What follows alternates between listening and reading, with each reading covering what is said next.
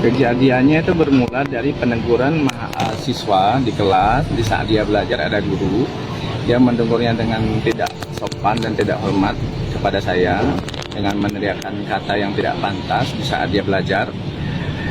Kemudian saya masuk ke kelas, saya tanyakan siapa yang memanggil saya seperti itu.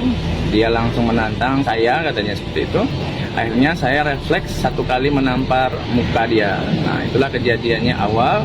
Saya itu berlanjut sampai dengan istirahat. Dia menantang saya kembali, anak tersebut. Setelah itu bergulir sampai dengan jam 1, jam 2, sampai dengan jam 4. Kejadian itu lebih kurang. Dan terjadi mediasi sebelum ada pengeroyokan terhadap saya. Saya sudah berusaha tenang pada saat itu. Saya masih berada di dalam kantor.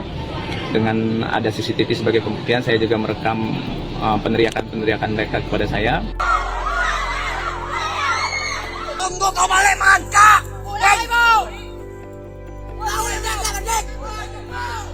Kalau sekau balik mangka.